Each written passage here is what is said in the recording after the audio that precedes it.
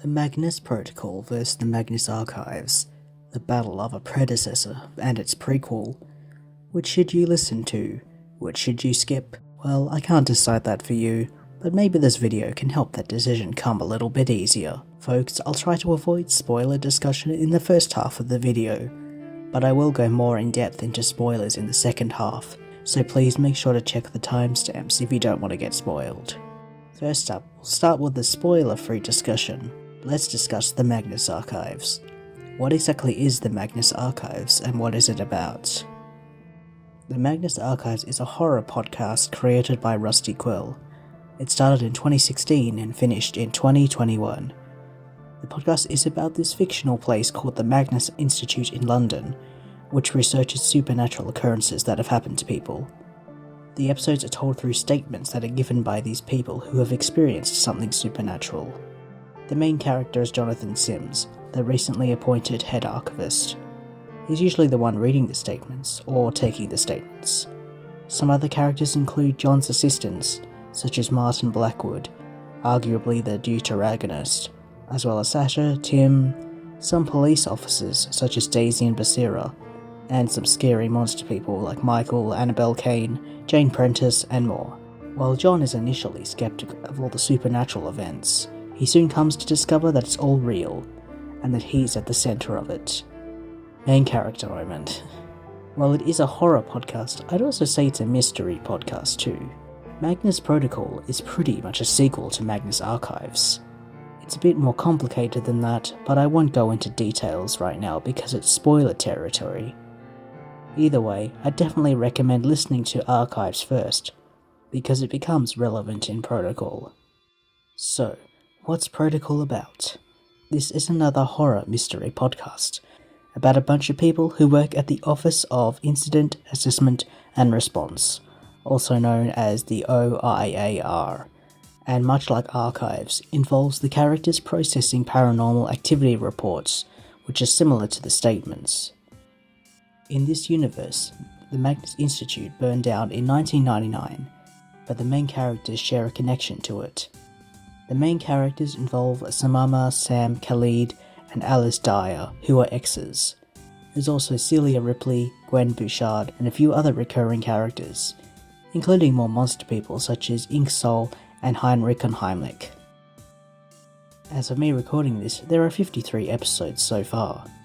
As for my personal opinion, I'm not a big fan of Protocol Episode 1, or the next few beginning episodes.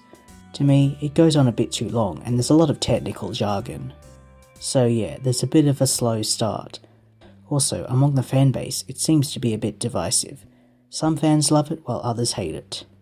As for Archives, while I enjoyed it overall, I wasn't a big fan of the ending. Without going into spoilers, I found it a bit rushed and underdeveloped. That being said, the podcast definitely has some really good moments. Although it's a horror podcast, I'd say the mystery is the most interesting part. So, if you're coming here knowing absolutely nothing about these podcasts, definitely listen to Archives first. See if you vibe with it, then do the same with Protocol. If you like a good mystery with slow burn romance, I reckon you'll enjoy these podcasts. Moving on, it's time to get into spoilers. If you don't want spoilers, stop watching now. Okay. So like I said earlier, Protocol is basically a sequel, but it's set in an alternate reality from Archives. As we saw at the end of Archives, there was a tear or a portal, the Hilltop House, that pretty much led into other worlds, so yeah, we're getting into the whole multiverse thing.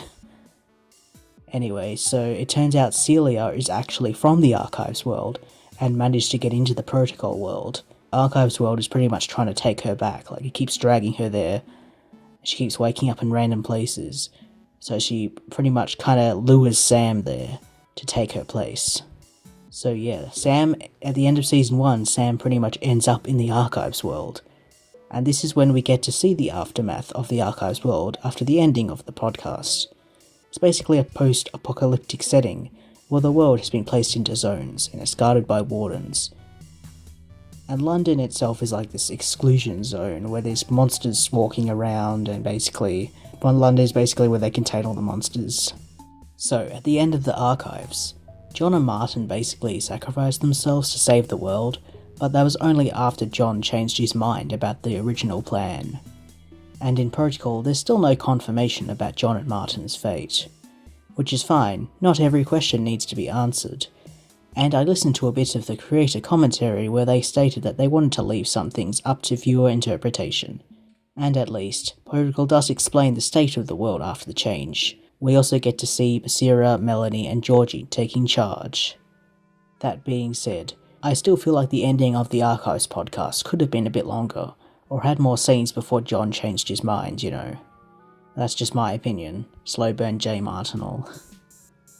Back to the Protocol world, which is more similar to the modern world as we know it. There are supernatural forces in the Protocol world, but they're not quite the same as the fears from the Archives world. Most often, they're referred to as externals for the OIAR. Plus, as I've said before, there's connections to the Archives world. Mainly with the Archivist that basically follows Sam into the Archives world, but the Magnus Institute is also different from how it appears in Archives as well. For example, they're pretty much all focused on alchemy. Now, the most important question of all, is Protocol actually good? Well, that's really up to you.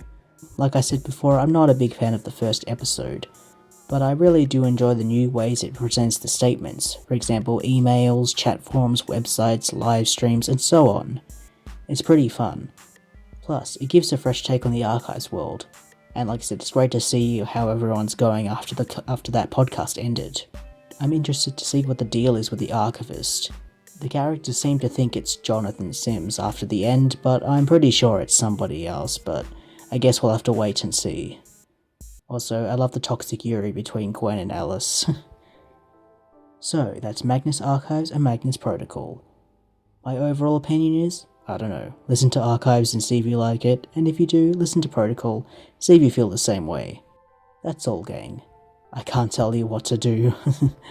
Anyway, see you next time, and if you have any questions or theories or anything you want to discuss about these podcasts, feel free to leave a comment. Okay, see ya.